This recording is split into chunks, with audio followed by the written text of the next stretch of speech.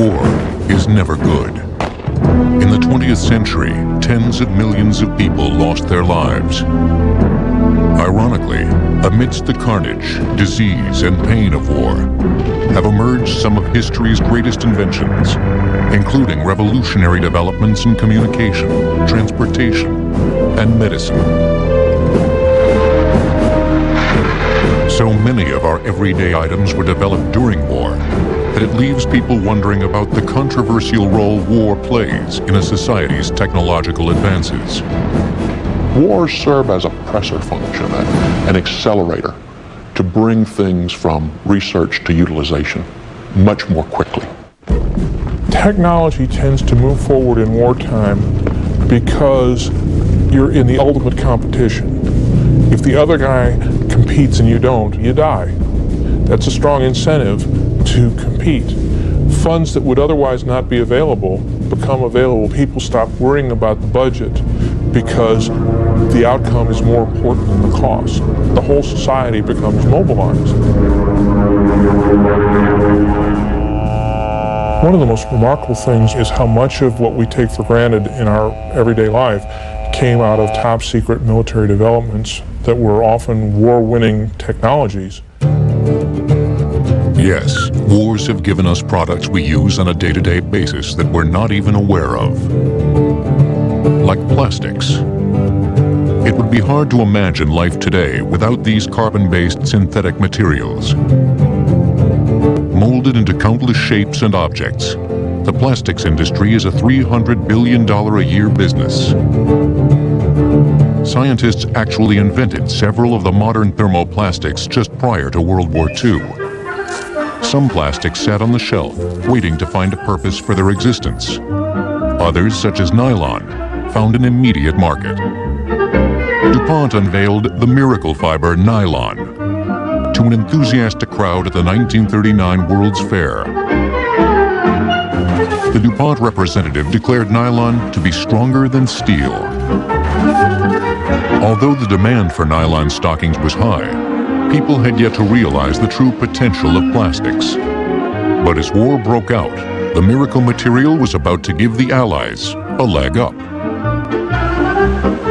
The war effort sent chemists back into the lab and back into the vault to find new uses for plastics. In the early 1940s, researchers discovered that plastics such as nylon could be molded into a variety of shapes. So suddenly, if you could release a pound of steel or a pound of aluminum, replace it with nylon, you could build another tank, you could build another gun, you could build something which had to be made of a strategic metal. Plastic was looked to more and more as the war went on as a substitute for metal. Researchers found new uses for existing plastics. Manufacturers used nylon for parachutes, parachute cord, and airplane tires. Engineers substituted vinyl and polyethylene for rubber. The plastics industry generated millions of tons of materials during the war. When the war ended, manufacturers introduced plastic items from hairbrushes to Tupperware, ushering in the synthetic century.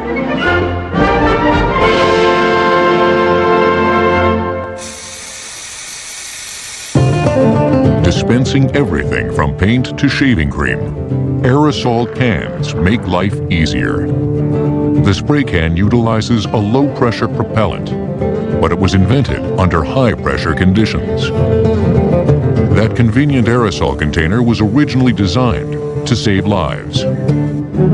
During World War II, U.S. troops in the Pacific battled an enemy that was almost as dangerous as the Japanese: mosquitoes. Mosquitoes transmitted malaria, eventually infecting 124,000 troops in the Pacific Theater. In 1942, Dr. Lyle Goodhue of the U.S. Department of Agriculture struggled to find a solution. He combined a propellant gas and insecticide in a metal cylinder, then attached a simple nozzle. The first aerosol can was designed to kill insects, not body odor. Before war's end, Goodhue left the Department of Agriculture and started his own company in Neodesha, Kansas, to make aerosol cans for the fight against mosquitoes. The Crown Cork and Seal was a can manufacturer. They were approached with the idea of making an aerosol can, and what they had done was take a beer can production line, and modified it to generate the first aerosol cans. That can was called the spray tainer, a unique name for the product because it was a can that was used to spray product out, something that never happened before. Soldiers used the aerosol company's cans to kill insects in tight quarters. Malaria cases dropped dramatically, thanks in part to the cans known as bug bombs. After the war, companies introduced every imaginable product in a can. People fell in love with the spray can. But scientists discovered in the 1970s that CFC, chlorofluorocarbon propellants, contributed to the depletion of the ozone layer. When CFCs reach the stratosphere, the molecule is broken down by ultraviolet radiation. This releases chlorine atoms, and chlorine is what destroys ozone. In 1978, the U.S. demanded replacement of aerosol CFC propellants, making them more environmentally friendly. Today, the majority of aerosol cans use hydrocarbon propellants. War changed even the food we eat. Before preservatives, most foods wouldn't last more than a week. But one great war leader asked, can it? Napoleon once said that armies moved on their stomach. And if you look back over the history of warfare, the two things that have aborted more campaigns and destroyed more armies than any of the weaponry they faced were disease and failure of food supplies.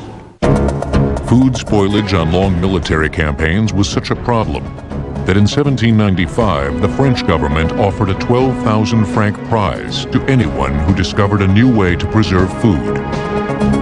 Until then, armies relied on pickling or drying. Both altered the taste, and still the food spoiled. A French chef, Nicolas Appert, accepted the challenge. After 14 years of experimentation, he discovered that by first sealing food in glass bottles, then boiling the jars for several hours, shelf life increased dramatically. In 1809, he won the award and began supplying food to the army.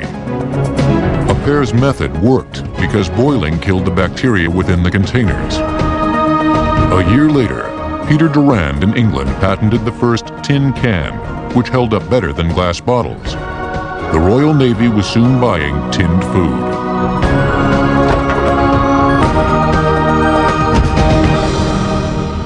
Meet Dr. Edwin Moore, one of the men who made orange juice synonymous with breakfast. When I was a kid, you had orange juice perhaps at Thanksgiving or Christmas. Later on, you had canned orange juice. But as I always thought, boy, you can always improve on canned orange juice. Unfortunately, oranges are seasonal and perishable, but they are also a rich and excellent source of vitamin C. As World War II broke out, there was big concern about the age-old disease of scurvy caused by the lack of vitamin C. The U.S. government appealed to the Florida Citrus Commission to find a solution. Donald Atkins, Lewis Gardner McDowell, and Edwin Moore searched for a way to get the essential nutrients to the soldiers and civilians who needed it overseas. The scientists wanted to create a good-tasting product that wouldn't spoil. Near the war's end, they perfected frozen concentrate orange juice. Dr. Moore and his associates reduced the water content in juice by applying low heat in a high vacuum. They then added fresh juice to the concentrate for taste. Finally, they froze the mixture. When Moore reconstituted the frozen concentrate with water, he thought it tasted like fresh juice. But the true test came at the yearly Orange Festival. Atkins and I made the concentrate, And the Citrus Commission had a booth at the Florida Orange Festival. And we were demonstrating how it was made, how it was reconstituted. It had the vitamin content and all. And we had one of these books out to sign, you know, with the comments. And the comments of 5,000 people was, "This tastes just like fresh juice. When will we be able to buy the product?" So right then we knew we had something. Almost overnight, a new industry was born. Farmers rushed to plant orange groves. In the 1950s, orange juice became available on breakfast tables year-round. Florida produces more than 1.5 billion gallons of orange juice a year.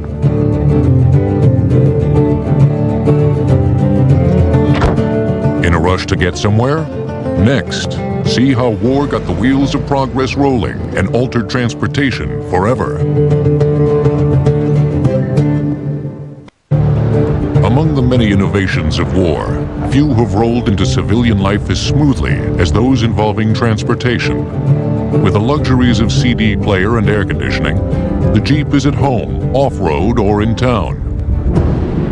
The ancestor of today's Jeep Wrangler was a true workhorse and decorated war hero of World War II. General Eisenhower, at the end of the war, summarized it that said there were 3 weapons that were decisive. The Jeep was one of them. On the eve of World War II, the U.S. government, desperate for a general-purpose vehicle, requested submissions from various car companies. The government chose the American Bantam Car Company's design, a lightweight 60-horsepower, 4-wheel drive vehicle with a top speed of 65 miles per hour.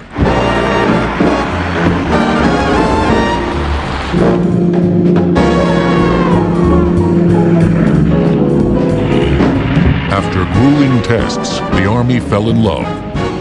Soldiers first shortened General Purpose to GP, or Jeep. The name stuck, but the vehicles rarely did.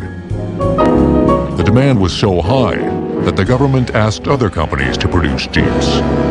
It enabled our troops to go mechanized anywhere that the enemy was. We didn't have to rely on foot power.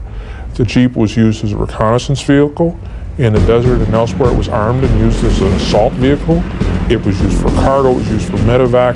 There were more than 400,000 of them made. The Jeep became a much-loved symbol of World War II. After the war, Jeep manufacturers continued making them. Today, Daimler Chrysler sells 84,000 Jeeps a year. During war, a country's natural resources are among its greatest assets. The United States is fortunate with abundant reserves, from steel to petroleum. But at the beginning of World War II, the U.S. was caught off guard by one severe resource shortage. A resource without which the U.S. would have no hope of winning the war. Rubber was, after steel, probably the most important strategic material for fighting World War II. And the reason for that was that it was the first truly mechanized war. Machines had to be mobile. It was the most mobile war in history. In the 1930s, aware of Germany's limited natural resources, Hitler made developing synthetic rubber a top priority. German scientists created a petroleum-based synthetic rubber called Buna. The U.S. military, confident their supply of natural rubber from Singapore was secure, delayed development. 2 months after Pearl Harbor, however, the Japanese captured Singapore. The sudden loss forced the nation into its first real resource emergency. Here are 2 simple rules for this rubber emergency.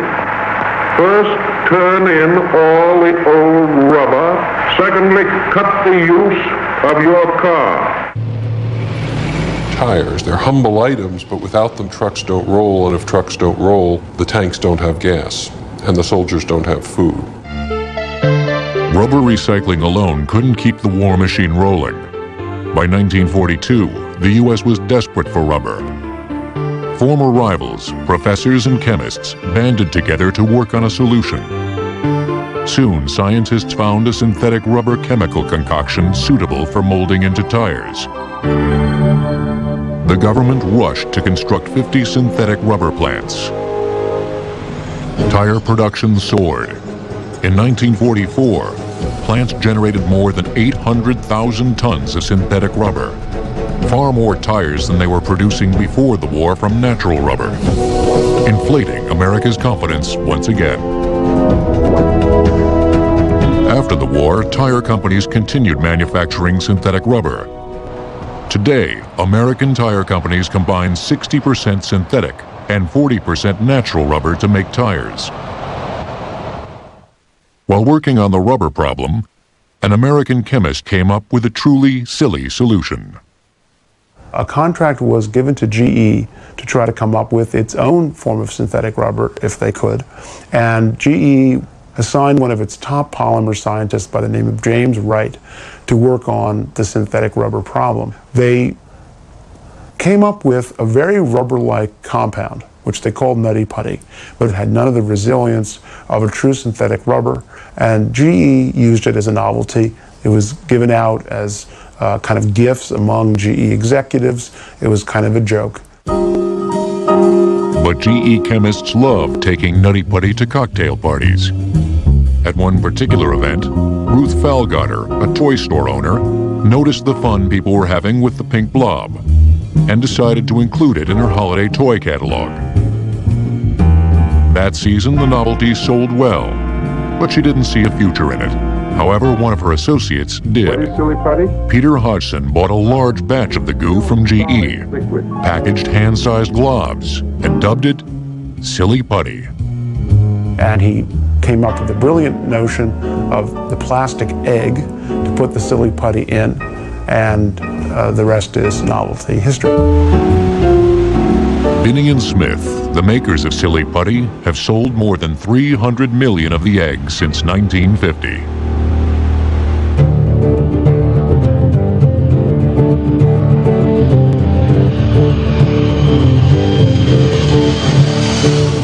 Over 1.6 million people travel by plane in the U.S. every day. The turbojet engine revolutionized the way we travel, reducing the duration of a transatlantic crossing to a couple of cocktails and a movie. But coach seating and airline meals wouldn't be the same today without the research done in the shadow of an impending war. Both Germany and England simultaneously worked on the jet engine before World War II. Turbojet engines work by compressing air in the firing chamber, injecting atomized fuel and igniting the mixture, propelling the vehicle forward. In August 1939, Germany got their jet program off the ground with the HE-178, the world's first jet aircraft. The far superior Me-262 fighter jet soon followed. It was a world beater. It would go almost 600 miles an hour at a time when propeller aircraft were doing well to do 450. Nothing could stop it except Adolf Hitler, and I think we're all fortunate that Hitler was a meddler. He thought it would make a great bomber. So he instructed the Luftwaffe to hang 2 bombs under it, which slowed it down to about 400 miles an hour under the top speed of our fighters so we could catch it. By the time they got around to saying, yes, let's use it as a fighter, it was 1945 and the war was lost. After the war, England and the U.S. continued developing military and commercial jet aircraft. The British introduced the first commercial jet airliner, the de Havilland Comet, in 1952. Boeing's answer to commercial jet transportation was the 707. Now the Boeing 707, which became the 737 and led to all the other ones, was basically a rebuilt Boeing B-47 bomber that was developed in the late 40s to be our first strategic jet bomber. The way the engines were hung off the wings, the tail grouping, the pressurization to keep cockpit pressure, all those things were pioneered on the B-47 enhanced in the B-52, which came very shortly thereafter, and then led immediately to the 707.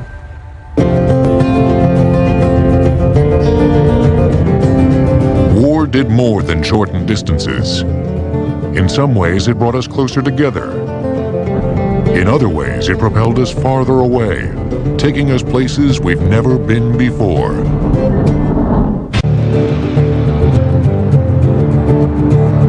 Some inventions of war have found everyday applications that are sometimes seen as a blessing and a curse. Like radar. In the first part of the 20th century, researchers discovered they could detect flying objects with electromagnetic waves.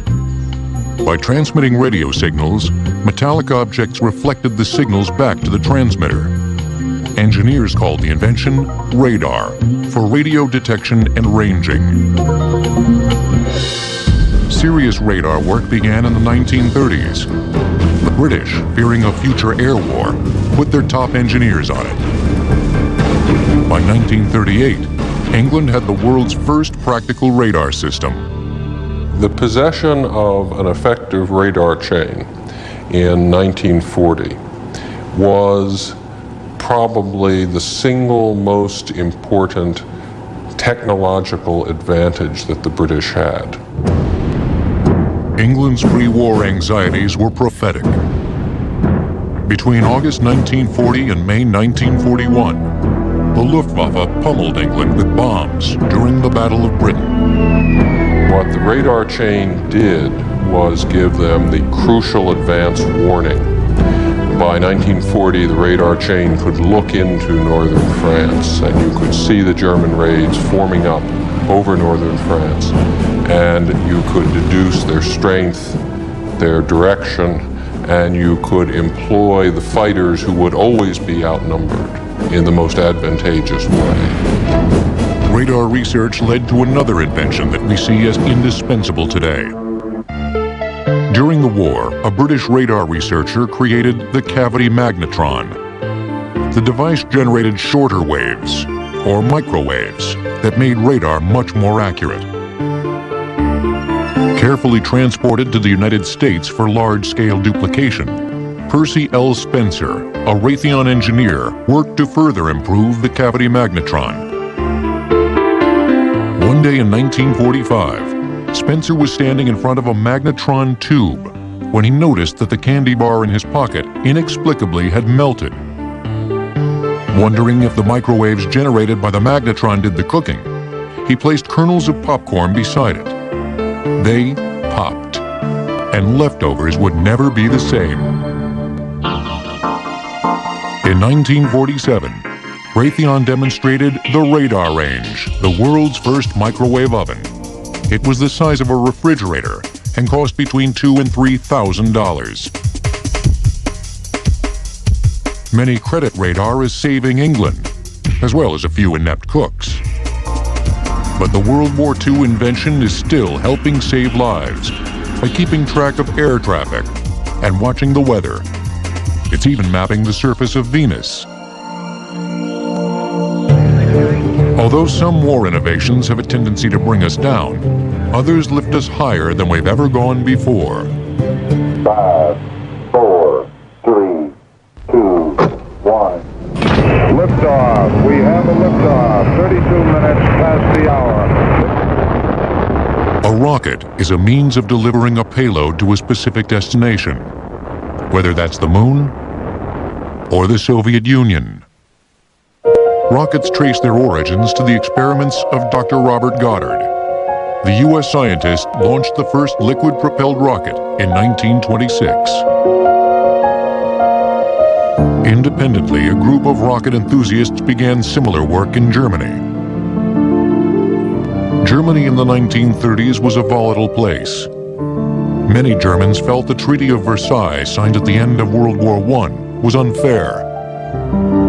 It limited the country's military and blamed Germany for causing World War I. Adolf Hitler rose to power by playing on the German people's feelings. The German military soon showed interest in the rocket group's work. This was in effect a loophole.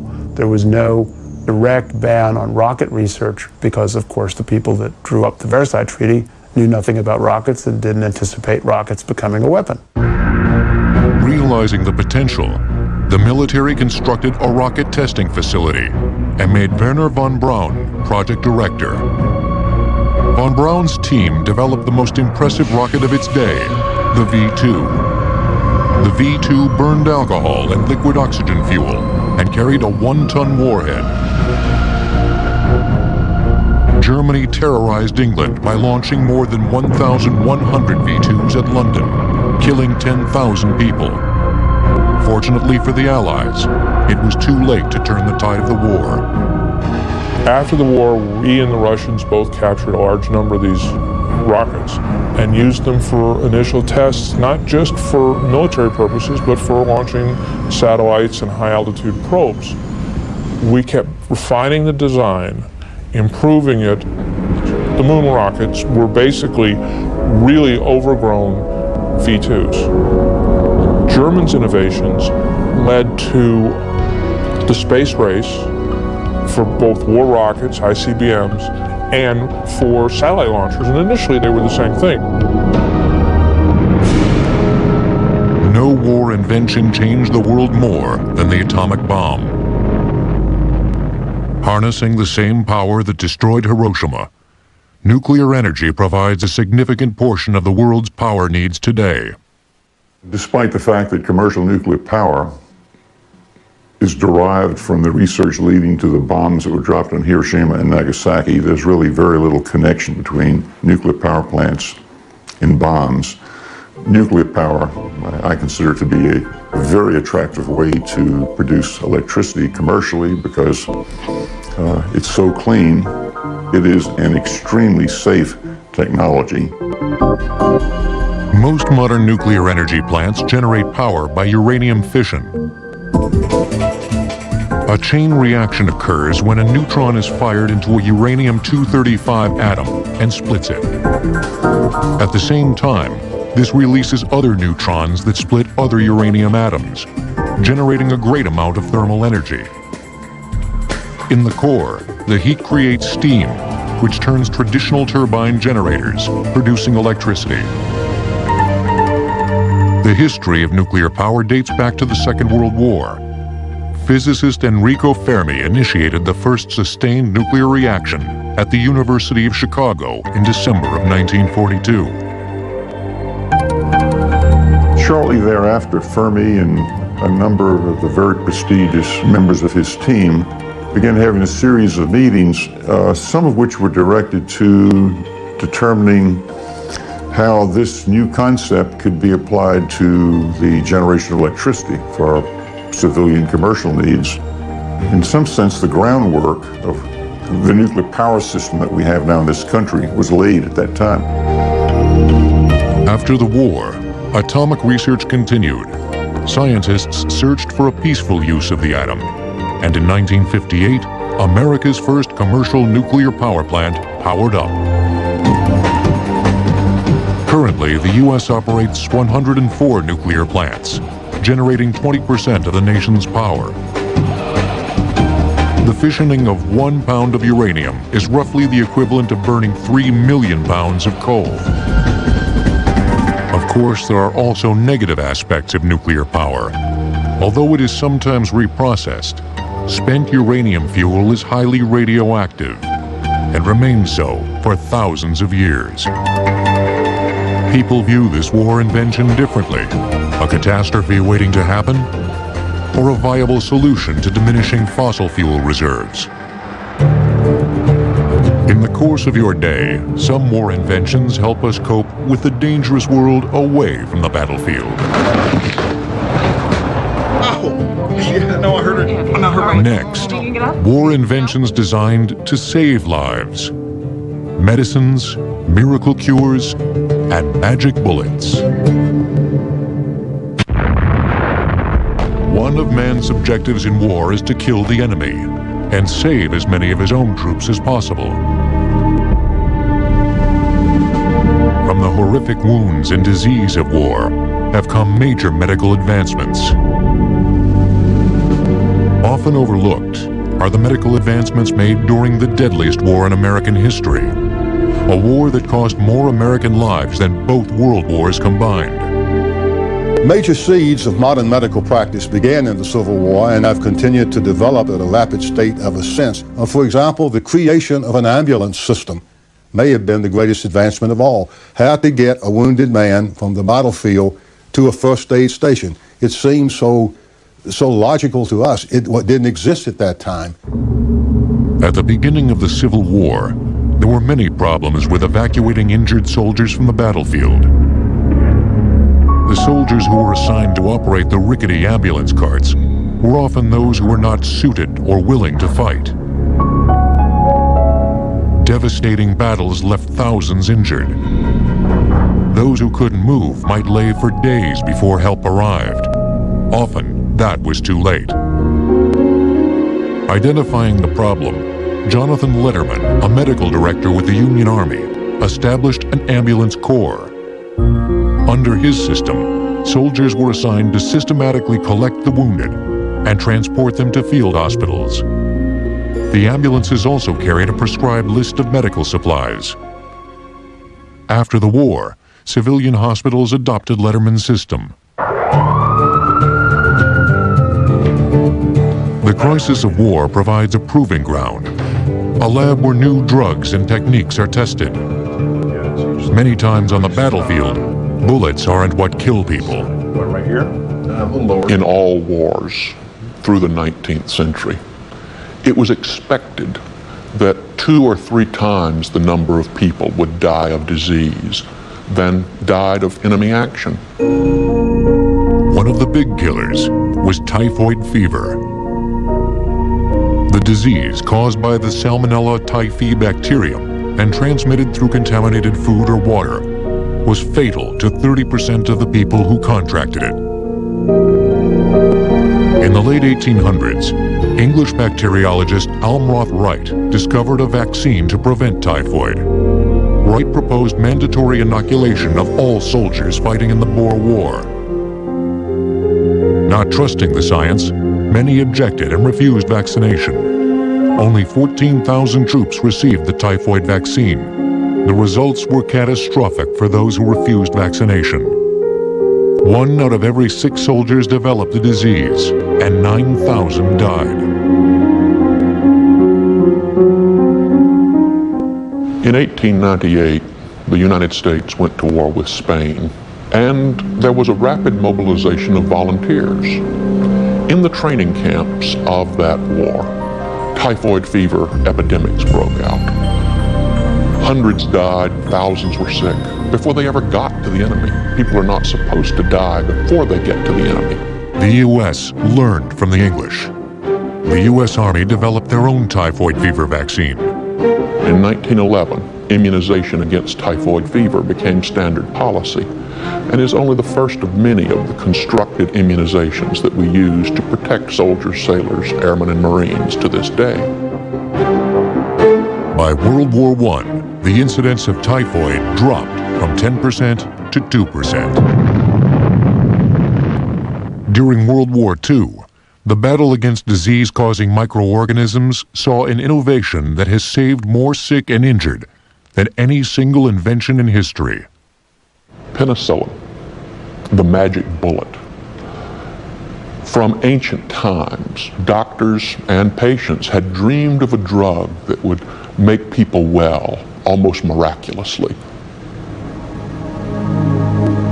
In the 1920s, Alexander Fleming serendipitously discovered that the mold penicillin produced a juice that would kill other organisms. Antibiosis, anti-life. Fleming published his work but was never able to purify penicillin nor produce it in mass quantities. It was forgotten for a decade. World War II, however, provided new incentive for finding a drug that cured infection. Scientists Howard Florey and Ernst Chain, working in England, continued Fleming's research. They came up with a purified penicillin injection. Limited human testing hinted at the miraculous effects of penicillin, but the war prevented them from producing enough of it to benefit many people. With the fate of millions in their hands, they turned to America. Ernst Chain secretly carried the miracle mold to the United States. It was almost the equivalent of the Manhattan Project in the effort to get penicillin in sufficient quantities to take care of all the soldiers wounded. The National Research Council convened pharmaceutical executives and said, we have a problem. We need you to cooperate. Share your data, and let's figure out a way to make this drug, this magic bullet, available now.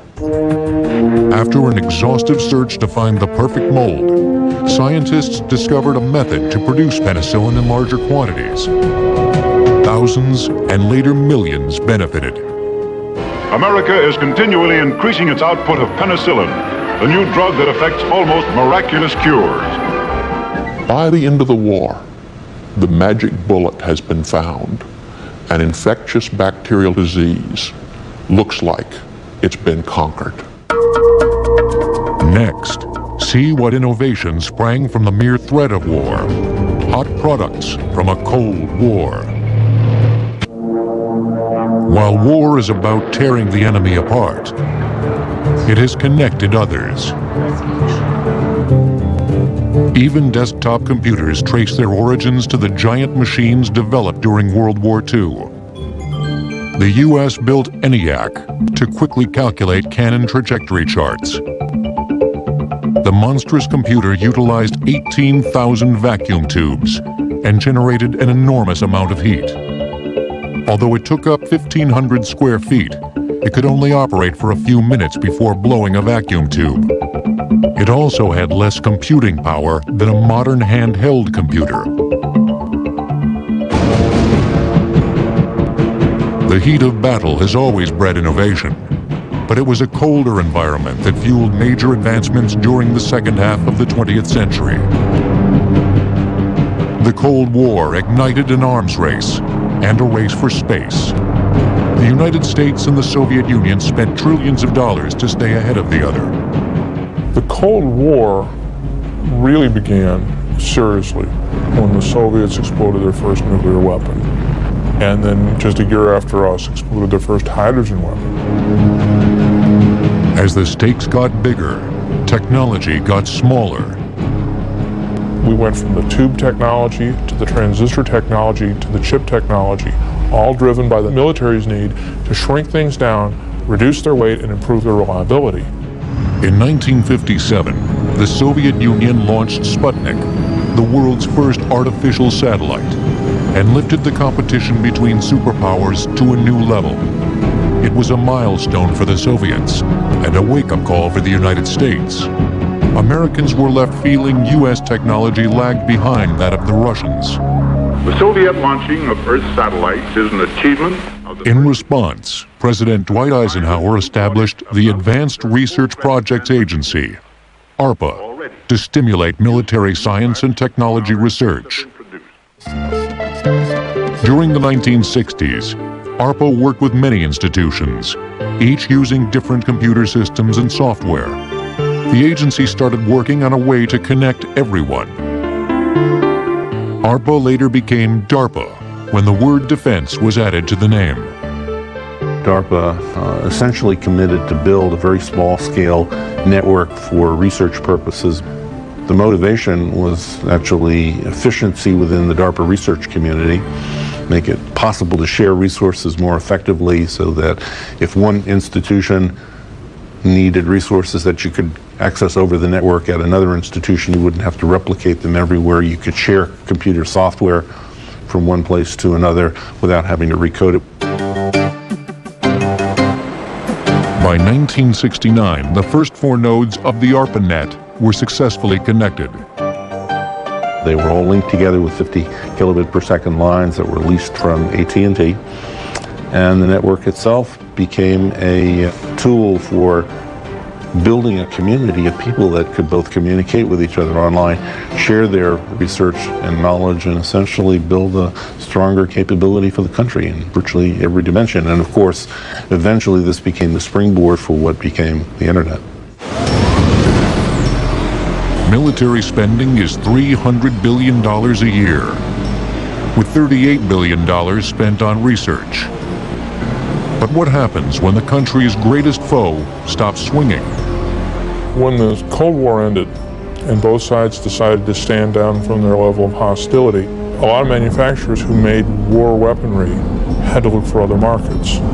A company in Utah that manufactured solid fuel for nuclear missiles converted that technology to make propellant for automobile airbags. So it's almost biblical, swords into plowshares. This is exactly what we are doing. We're taking the most awesome military technology and converting it not just for civilian use, but for life-saving civilian use. Although the U.S. hasn't been involved in a world war for over 50 years, war and the threat of war has significantly affected our peacetime lives. It is an interesting commentary on the nature of humanity that it took something as dreadful as war to force forward many of these technologies and developments and new techniques. But that seems to be the nature of historical change. There's no question that the world we live in would have been different, probably much less comfortable, possibly much less safe. Examine the paradox. The world needs war to make peacetime truly safe. But is that really true? Or does war do just the opposite, draining vast resources, wasting technology and lives, channeling research along narrow paths of destruction, and retarding growth in other areas? If the planet had enjoyed a peaceful 20th century, who knows where we might be today? Who knows what the inventions of peace might be? As we contemplate those questions, however, we may as well make the most of the many inventions of war that have filtered into society, helping us navigate everything from the interstate